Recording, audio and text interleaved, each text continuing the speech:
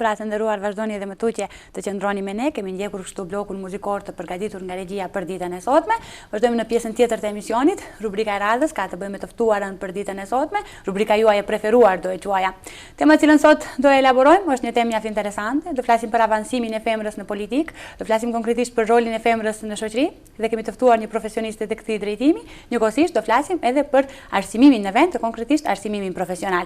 Privilegj dhe kënaqësi që sot të kemi në emision zonjën Aisha Selmani, drejtoresh e Qendrës për Arsimim Profesional. Mirë se erdhe, zonja Aisha. Mirë se u gjeta dhe ju falenderoj për ftesën. Faleminderit juve që për krah agjendës së ngjeshur të këtyre ditëve ndat kohë edhe për emisionin tonë. Fillimisht, përpara se të hyjmë në detajet, flasim për veprimtarinë tuaj. Kush është Aisha Selmani? Pra, bëjmë një letër njoftim të shkurtër të biografisë tuaj. Pra kështu, jam e lindur në Tetov, por e rritur në Gostivar dhe kohën e fëmirisë dhe rinisë sime kam kaluar në Gostivar. Atje kam kryer edhe shkollën fillore, ndërsa të mesmen janë kthyer sërish në Tetov, gjithashtu edhe profesionin tim që e kam pasur për qefi, pra në fakultetin e shkencave humane në Universitetin e Tetovës, dega gjuhë dhe letërsi shqipe. Tani për momentin jetoj në Përshevc, më konkretisht në komunën e Teartës, ku vazhdoj jetën time bashkëshortore edhe me dy djemtë e mi të mrekullueshëm. Po, vazhdojmë tani faktikisht të fillojmë me fillet e para në profesionin tuaj. Si u hodhët në ujrat e profesionit fillimisht? Fillimisht do nisem nga shkolla fillore. Po. Qysh atëherë kam pasur pasion të shkruaj. Më konkretisht të shkruaj vjersha, poezia. Dhe këto i kam bërë me shumë dëshirë. Më kujtohet që në çdo fest shkolle, kur isha në shkollë fillore, shkruaja vjershat e mia, të cilat i prezantoja në përshfatjet e shkollës. Kështu vazhdova edhe në shkollë të mesme, po atë ndryshova pak tematikën, ishte më tepër tema për dashuri, sepse atëherë ishin edhe fillet e para të dashurisë, ishin vitet e tilla. Por fatkeqësisht këta poezi të shkollës së mesme më mbetën pa botuar, për të cilët ndjej keqardhje dhe vërtet dhe nuk e di pse ndodhi. Atëherë ishin kohrat pak më të ndryshme, ishte pak më vështirë të qasesh në për vende të tilla për t'i botuar ato, përkundër atyre vjershave të shkollës fillore, të cilët me ndihmën e arsimtarit të gjuhës shqipe atëherë kam botuar një numër të madh në për revistat e shkollës, që ishin atëherë Fatosi, Pioneri, kishte disa revista kështu të tilla. Më pas nga ky pasion që kisha për të shkruar vjersha e poezi, në Gostivar në atë kohë ishte formuar një grup letrar, Ardhmëria quhej, dhe si rinist atëherë u kyça në këtë grup letrar. Ishin me të vërtet vite shumë të mira, shumë interesante, sepse organizonim mbrëmje të tilla poetike për nder të shkrimtarëve të ndryshëm, për vjetoret e lindjeve, vdekjeve të poetëve të ndryshëm, dhe me këtë rast mbanim shfaqje atë para publikut në Gostivar, por edhe në rrethin. Kështu që programi asaj kohe ndaheshte në dy pjesë. Pjesën e parë ja kushtonim jetës dhe veprimtarisë së shkrimtarit, ku edhe lexonim poezitë e tij në grup, dhe pjesën e dytë kishim ku recitonim apo prezantonim punimet tona që i bënim vetë. Dhe kështu që vërtet ishte interesant, sepse në atë kohë ishin shumë pak të rralla këta aktivitete dhe priteshim me shumë duar trokitje. Më kujtohet gjithashtu një aktivitet tjetër paralel me këtë, një aktivitet kulturor. U kyça si antare e grupit të valleve të shoqërisë kulturore artistike Besa në atë kohë. Dhe vërtet kam kujtime shumë të mira nga ajo kohë. Mbanim koncerte të ndryshme në për gjithë qytetet shqiptare në Maqedoni, sepse në atë kohë shoqëria kulturore artistike Besa sapo kishte filluar pas një pauze kogja të gjatë. Dhe kështu që priteshim me entuziazëm nga shumë dashamirës të artit e të muzikës. Më pas në vitet e fundit të studimeve, punova në shkollën fillore të fshatit të Arcë, si arsimtare gjuhës shqipe, edhe pse ishte një kohë e shkurt, po megjithatë ishin hapat e para të mia në arsim aty. Më pas edhe në shkollën fillore Gjergj Kastrioti Skënderbeu në Poroj, edhe aty kam punuar si arsimtare e gjuhës dhe letërsisë shqipe. Dhe në këtë kohë, sa po formohej forumi i gruas Bashkimi Demokratik për Integrim në Komunën e Arcës, dhe unë isha një ndër themelueset e këtij forumi, ku në kuvendin e parë u zgjodha edhe sekretare degës e forumit të gruas në degë të Arcës. Më pas, në vitin 2006 e 2007, u zgjodha edhe deputete në Parlamentin e Republikës së Maqedonisë, ku isha pjesë e grupit parlamentar të Bashkimit Demokratik për Integrim. Më pas, u emrova zëvendës drejtoresh në byron për zhvillim të arsimit në Shkup. Aty punova disa vite dhe tani për momentin jam drejtoresh në qendrën për arsimin profesional. Po, dhe tani të thoja që pikërisht kjo vajzë kaq ambicioze, e cila merreshte me poezi që nga shkolla fillore, vazhdoi doli në politikë. Do donim pak të përshkruanim, të kthehemi në kohë faktikisht vitin 2006 deri në vitin 2008, kur siç e theksuat keni qenë deputete e Bashkimit Demokratik për Integrim në Parlamentin e Maqedonisë. Mund na përshkruani pak të kohë? Ua ka marrë mendja që ndonjëherë do të jeni në parlament si deputete? Jo, s'ma ka marrë mendja të them të drejtën, po megjithatë koha i ka ato surprizat e veta. Dhe ka qenë me të vërtet një kohë e vështirë, do ta quaja, por jo e mirë. Thënë çdo gjë i ka ato sfidat e saj, ka ato anët edhe të mirat edhe të këqijat. Nga njëra anë ishte mirë dhe më erdhi mirë që unë zgjodha si një përfaqësuese një pjese të popullit tim për të përfaqësuar në parlament, por ishte edhe vështirë sepse edhe përpos fitores absolute që në vitin 2006 arriti në zgjedhje Bashkimi Demokratik për Integrim, padrejtësisht mbetëm në opozit. Dhe ke parasysh ato kur mbetesh në opozit nga dështimi i programit tënd që nuk e arrit të fitosh votat e duhura të elektoratit, është pak më ndryshe se sa të fitosh besimin e popullit dhe të mbetesh në opozit, kur besimi është dhënë dhe puna është shumë e vështirë të kryhet kur je në opozit. Dhe vërtet këtu kemi pas një vështirësi të madhe, por për krahja e madhe grupit parlamentar që kemi qenë aty, bashkëpunimi mirëfill që kemi pas ndërmjet vete, vërtet ka dhënë edhe ato rezultatet e veta, sado që ne kur filluam fillimisht në opozit i kishim ato pesimizmin tonë se ja do të arrijmë të bëjmë diçka, nuk do të arrijmë të bëjmë diçka. Megjithatë, bëm përpjekjet maksimale që gjitha ato ligje të cilat nuk ishin të përshtatshme, nuk ishin të mira për të miratuar, ne në një farë mënyre i ndaluam. Rasti më interesant, më konkret që ka të bëj me ato sfidat tona për të luftuar ato të padrejtat, ato padrejtësi që bëheshin ndaj ligjeve që miratoheshin vetëm shkele shko, ishte ligji për polici, që përpos në fazën e parë kur erdhi në parlament, përpos debateve tona, përpos atyre që u munduam, u përpoqëm për të ndaluar, nuk ja arritëm. Vendosëm që të bëjmë një numër shumë të madh amandamentesh, dhe mbas një 2 jave punë natë e ditë arritëm në 10.000 apo 12.000 amandamente të bëjmë, dhe kështu që për herë të parë salla e parlamentit të Maqedonisë ishte mbushur me letra të panumërta.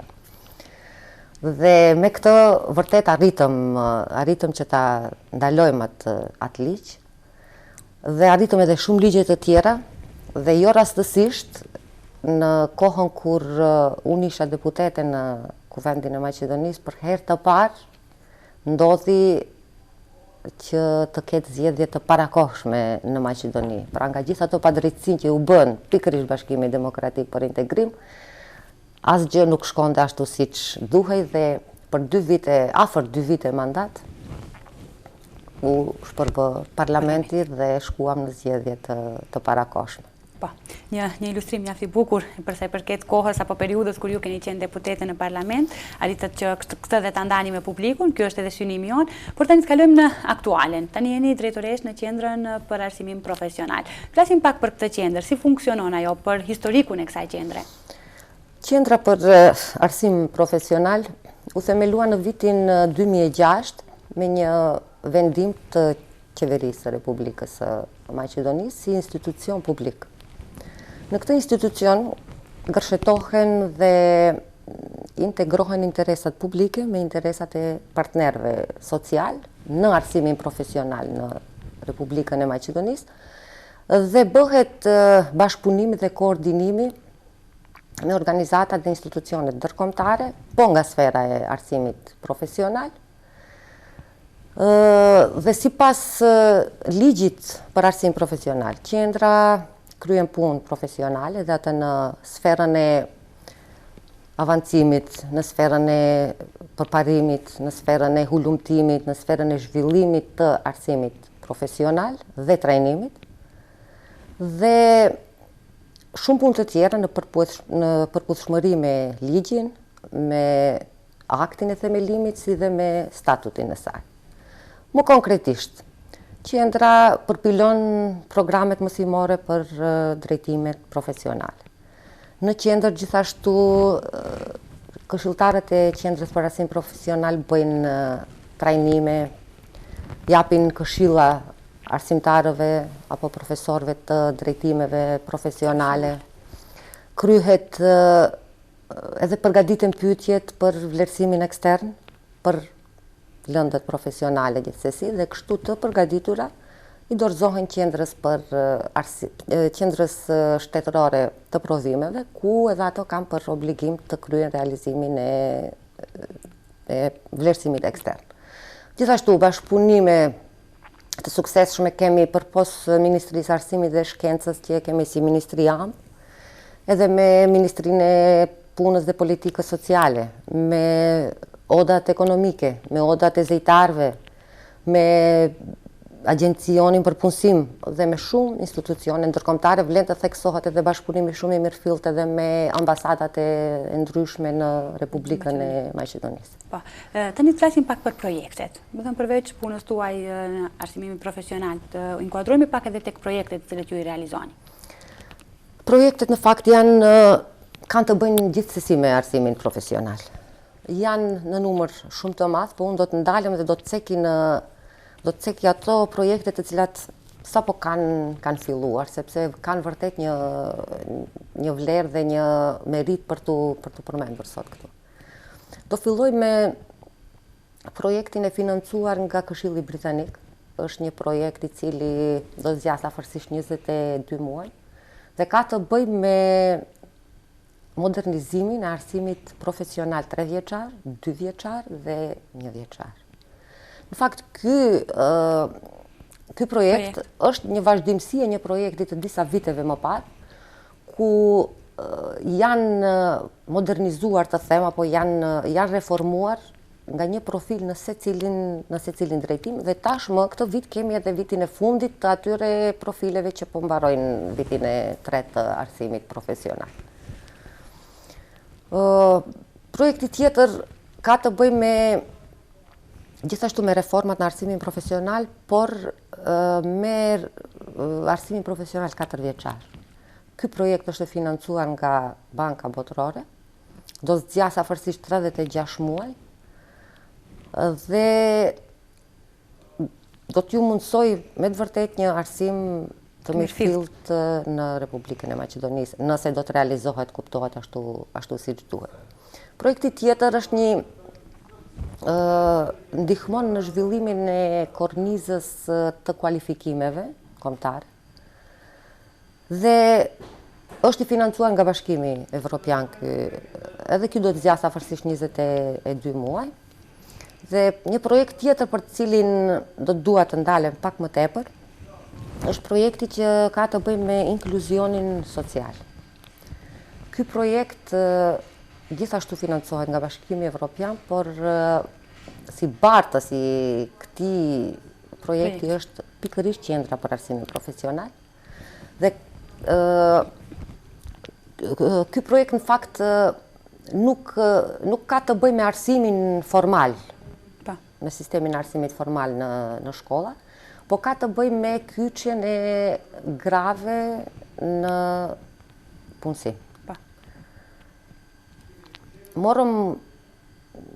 Vendosëm për të aplikuar në këtë projekt, nga shkaku se deshëm të ndihmojmë edhe kësaj kategorie tjetër të njerëzve, përpos atë që bëjmë me arsimin formal me nxënësit, deshëm edhe një ndihmë grave të cilët ka një kohë të gjatë që janë të papunësuara, që kanë kryer arsimin e mesëm dhe në fakt kanë mbetur të papunësuar. Ky projekt do të përfshi 4 qytete, qytetin e Tetovës, Shkupin, do të përfshi Kumanovën dhe Shtipin.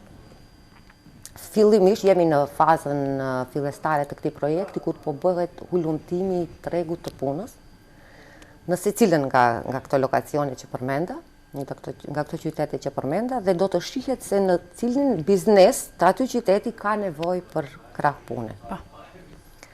Dhe më pas do të bëhet regjistrimi i kandidateve grave në këtë rast, dhe pas mbarimit do të organizohen seminare, do të organizohen trajnime të ndryshme për këta gra, në profilet të cilët do të dalin nga hulumtimi që do bëhet. Dhe pas mbarimit të trajnimeve, ato gra që do të dalin më të suksesshme, do të ketë shumë më tepër shansa për të punësuar në ato bizneset të vogla, të themi, sepse bizneset të mëdha këtu te ne janë shumë të rralla, do të mund të punësohen në ato vende pune, dhe të gjitha ata gra që pas këtyre trajnimeve do të vendosin të hapin një biznes të tyrin të vogël, projekti parasheh edhe një ndihmë financiare të vogël për t'ia mbuluar shpenzimet e regjistrimit të asaj firme. Kështu që vërtet është një projekt për cilin nuk duhet lëshuar shansi për të gjitha ata gra që vërtet dëshirojnë të kyçen nëpër biznese, sepse numri i grave nëpër biznese është paksa më i mangët, më i vogël prapë. Po, mirë po zonja Aisha, do më interesonte të di ju si drejtoresh, çfarë në të vërtetë do të thënë pritni nga këto projekte pasi të realizohen? Në të gjitha këto projekte janë të kyçur ekspertë nga vende të ndryshme të Evropës, siç është Polonia, Skocia, Kroacia, Italia dhe disa vende të tjera. Se natyrisht presim një reformë të mirëfillt të arsimit profesional, i cili do t'ju mundsonte nxënësve tanë një arsim cilësor evropian. Duke pasur parasysh se këto projekte parashohin edhe modernizim të pajisjeve shkollore, më konkretisht të mjeteve për punë praktike nëpër shkolla, shpresojmë që arsimi profesional të bëhet më atraktiv për nxënësit, dhe në të ardhmen të kemi një numër më të madh të nxënësish të regjistruar në shkollat profesionale, sepse kjo është një numër shumë më të vogël, duke përjashtuar disa drejtime siç janë mjekësia dhe ekonomia. Në fakt drejtime tjera janë shumë pak të ndjekura nga nxënësit, dhe shpresoj që pikërisht ky fakt jetë ai që do t'i tërheqë nxënësit më tepër për t'u regjistruar në këto shkolla, sepse ky arsimim si parim themelor ka dhe përgatitjen e kuadrove për në treg të punës. Gjithashtu, parashihet që fillimisht këto projekte të bëjnë hulumtimin e tregut të punës, dhe më pas të krijohet një sistem shkollash profesionale ku do t'i përgjigjen këtyre kërkesave. Dhe mendoj që përfundimisht do hiqet dorë nga financimi i çdo drejtimi profesional, i cili është financuar vetëm nga arsyeja e thjeshtë, vetëm pse ka ekzistuar tradicionalisht. Pra me një fjalë, këto lloj reformash pra mundsojnë, synojnë një arsim profesional në Maqedoni që do t'i përshtatet nevojave dhe do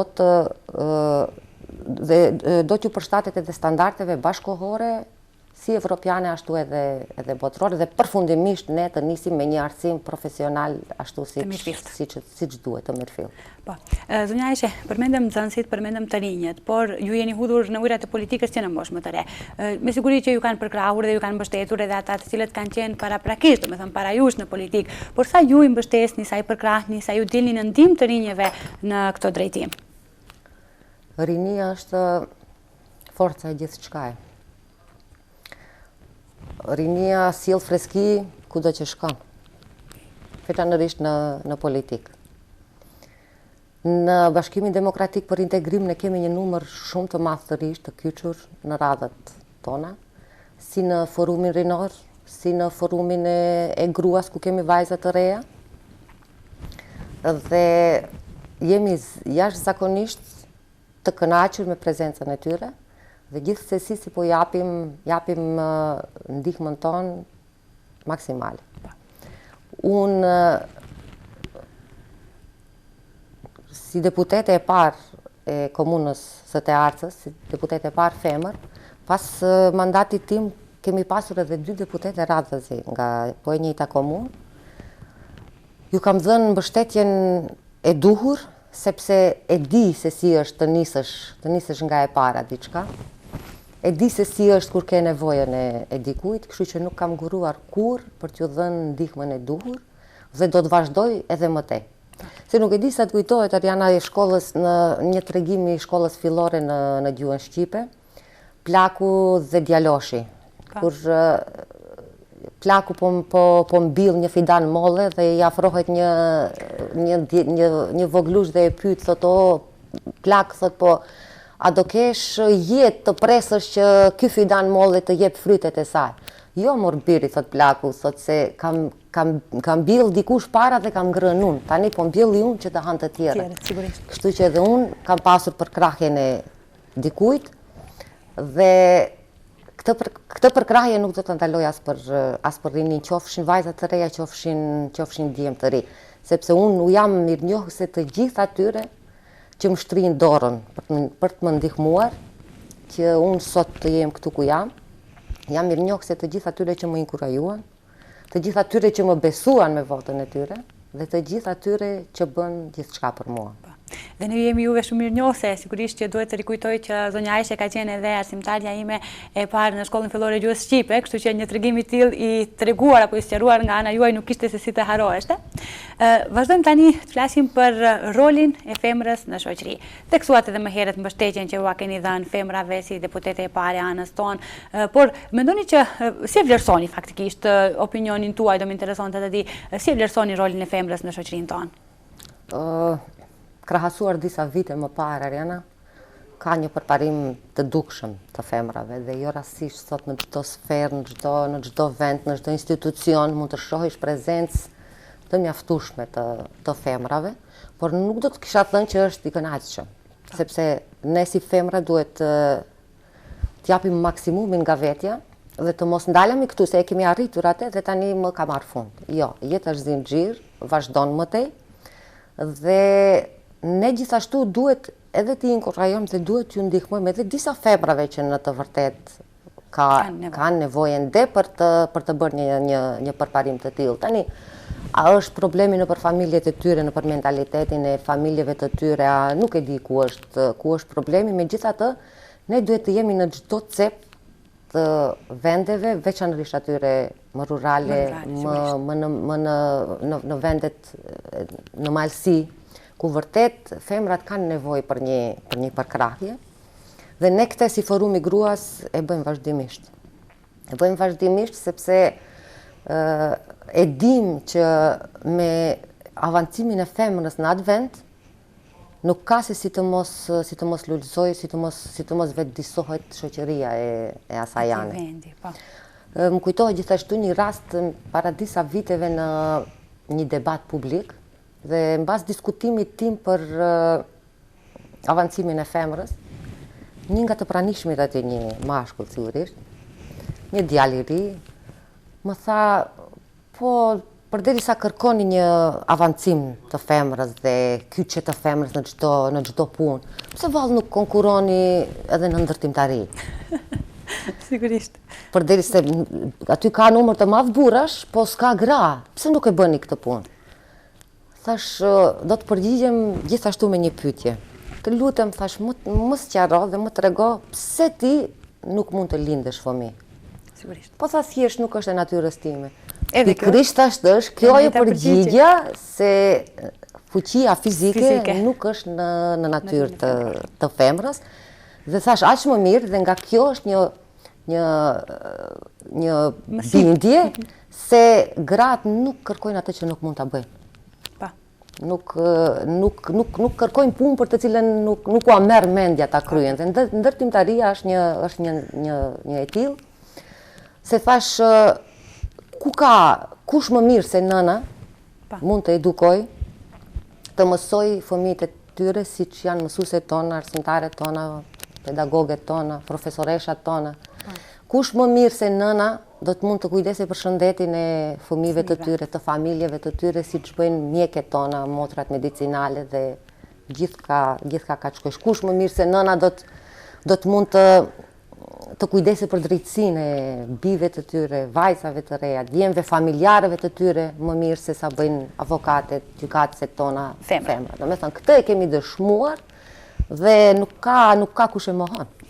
Po, sigurisht. Vazhdojmë edhe më tutje të flasim për rolin e femrës në shoqëri, zakonisht temat e tilla që kanë të bëjnë me femrën më pëlqejnë më tepër të diskutoj edhe në emisione, do të tregojmë pak më tepër feministe, ndjes për gjendjen e kundërt, por do doja të ndalem pak në atë se ju thatë edhe më herët që e bën atë të cilën duhet ta bëjë dhe nuk e merr përsipër një diçka të cilën edhe nuk mund t'i dalë ballë femra. Por le të marrim për shembull rastin tuaj që edhe si femra të tjera le ta marrin edhe si model të rejat konkretisht. Jeni e përkushtuar në profesion, keni një profesion me një përgjegjësi mjaft të madhe. Keni qenë edhe më herët edhe deputete, e theksuam. Domethënë, e kërkon përkushtimin e vet profesionit cilën ju e bëni. Në anën tjetër dhe familja kërkon në përkushtimin cilin edhe duhet ta ketë. Shoqëria, mos diskutojmë miqt, edhe zakonisht kur je edhe femër, je më tepër edhe fokusuar edhe tek miqt. Mund të më thoni si a dini ti menaxhoni të gjitha këto? Ariana, është e vështirë, por nuk është e pamundur. Dashuria e madhe për të pasur një jetë të lumtur dhe për të mos i humbur ata që ke arritur deri më sot, i të kalojnë vështirësi. Unë bëj maksimumin tim që kohën edhe atë pak kohë të lirë që kam t'i përkushtohem familjes time. Sepse nga to kuptohet marr fuqinë, nga këto marr forcën për të filluar një javë tjetër të punës, se kam fjalën në kohët e vikendeve. Dhe gjithmonë duhet të jem afër me to. Edhe pse fëmijët e mi tani janë më në një moshë pak më të rritur, saqë nuk kanë aq nevojë 24 orëshe të përkujdesjes sime, por megjithatë dashurinë time e kanë të nevojshme ashtu siç kam dhe unë nevojë për dashurinë e tyre. Megjithatë mundohem që gjithmonë të jem bashkë, mundohem që t'ju kompenzoj atë kohë të cilën gjatë javës nuk jam me to. Është vërtet kënaqësi të kesh një familje të mrekullueshme, sepse në fakt unë edhe kam përkrahjen e tyre maksimale që kam arritur deri këtu, si të bashkëshortit, si të fëmijëve të mi, si të familjes time, prindërve, motrave, vëllaut, domethënë kam gjithë përkrahjen e gjithanshme, prandaj edhe nuk e kam shumë të vështirë për të menaxhuar. Po, ndërkaq zonja Ajshe, po të ktheheshim për shembull nga e para, çfarë do doni të ndryshonit në jetën tuaj? Të ndryshoj. Shumë pak gjëra ka që unë nuk i kam realizuar. Dhe ku e di se them, po të kthehem edhe një herë, ndoshta do të fokusohem në këto gjëra që janë pak më me rëndësi të vogël dhe ndoshta do t'i harroj këta më të mëdha, pa mirë nuk po kthehem kur. Nuk dëshiroj të kthehem, pra do të le të rrihet ashtu siç ka nisur. Po, dhe përpara jeta domethënë për çdo ditë na mëson, Por deri në kohën cilën ju tani jeni, cili ka qenë mësimi që keni marrë në jetë më i madh edhe njëkohësisht cila ka qenë sfida me cilën jeni përballuar gjatë gjithë këtyre kohrave? Sfida në fakt është gjithë jeta përbëhet nga sfidat dhe nga çdo sfidë kuptohet që merret një mësim i caktuar. Janë të kërshetuara ndërmjet vete dhe nga sfida më e madhe që kam pasur, ceka edhe më herët, janë vite që kam qenë deputete dhe ceka arsyen se pse ishte vështirë në atë kohë. Me bashkëpunim dhe me përkrahje të maksimale të kolegëve u kalua edhe ajo sfidë, por fillimet ishin kogja të rënda, ishin hapat e para që unë bëja në politikë dhe çdo hap që hidhsha isha në dyshimet e mia, pra nuk isha ashtu shumë e sigurt se ku do të arrijë dhe ku do të mbrisë, se është vendimi i dur, sepse koha pastaj e tregoi atë që duheshte ta tregoj. Dhe mësimi që mora nga kjo ishte se të jesh përfaqësuese popullit ke dy rrugë. Të bëhesh pishtar dhe të digjesh e tëra për t'ju ndriçuar atyre, ose të shuhesh për të mos u ndezur kurrë. Sigurisht, një mësim mjaft i bukur dhe mirë i ilustruar. Dhe pyetja ime e zakonshme që ua bëj gjithmonë të ftuarave femra në emision, çfarë ju iriton dhe njëkohësisht çfarë pëlqeni më tepër në jetë, në profesion? Më iriton. Çka më iriton? Më iriton papërgjegjësia e njerëzve shumë, Mariana. Sepse bashkë në momentin kur duhet t'i besosh dikujt për të ta kryer një punë, nga mos përgjegjësia e tij puna nuk do të krihet dhe kështu do të mbetesh e zhgënjur. Dhe këta njerëz që i marrin përsipër punën dhe nuk kanë përgjegjësi për to, vërtet më iritojnë shumë. Më iritojnë ata që gënjejnë. Por iritimi më i madh është kur ata mendojnë se ti i beson gënjeshtrës së tyre. Ajo që më pëlqen më tepër është lumturia familjare, lumturia në jetë, lumturia në punë. Me thënë, lumturia është një diapazon shumë i gjerë ku kërkohet në secilën sferë të jetës dhe secila i ka ato veçantitë e veta se si mund të arrijë deri te ajo lumturi, dhe është gjëja që më gëzon më tepër dhe të cilën po e ndjek hap pas hapi që ta kem pjesë të jetës time. Përtishme, po. Dhe zonja Hajqi, përpara se që falenderojmë për prezencën me cilën edhe na nderuat, mund të na jepni një porosi apo një këshill në adresë të gjithë shikuesve? Pra do ta filloj këtë pyetje të fundit dhe do ta mbaroj këtë emision me një thënie të urtë popullore të cilët unë i kam shumë për zemër këto. Është gur bëhet mur. Unë do të thoja gur bëhet kalaja. Sigurisht. Dhe të jemi të gjithë të vetëdijshëm se me vendosin e një guri qoftë edhe shumë i vogël në atë kala të quajtur shoqëri, do t'japim shumë. Dhe para mendosi kur të gjithë këta njerëz të kishin vendosur nga një gur në atë kala, nga një të mirë në këtë shoqëri, do t'ishim sot një shoqëri e përkryer, sepse në fakt ne bazat e kësaj shoqërie i kemi. Ne kemi shoqëri, flas edhe më konkretisht për shoqërinë shqiptare, kemi një shoqëri të fortë me baza të forta. Puna jonë është që ne duhet atë ta rrisim, ta ndërtojmë, ta meremetojmë aty ku është gryer, sepse në fakt mund të japësh pak në të dhe të marrësh shumë nga ajo. Po, një thënie shumë e bukur. Faleminderit shumë që ndahet nga koha juaj për të qenë pjesë në emisionin tonë. Faleminderit edhe për ju. Ju përshëndes, ju dëshiroj suksese në emision se jeni një moderatore e përkryer. Ju vazhdoni. Faleminderit shumë. E pra, të nderuar, ishte kjo pjesa me të ftuarën për ditën e sotme. Besoj që keni marrë njohuritë dhe porositë e nevojshme të këtij drejtimi. Ju vazhdoni dhe më tutje të qëndroni me ne, do të shkëputemi për blokun e radhës publicitar.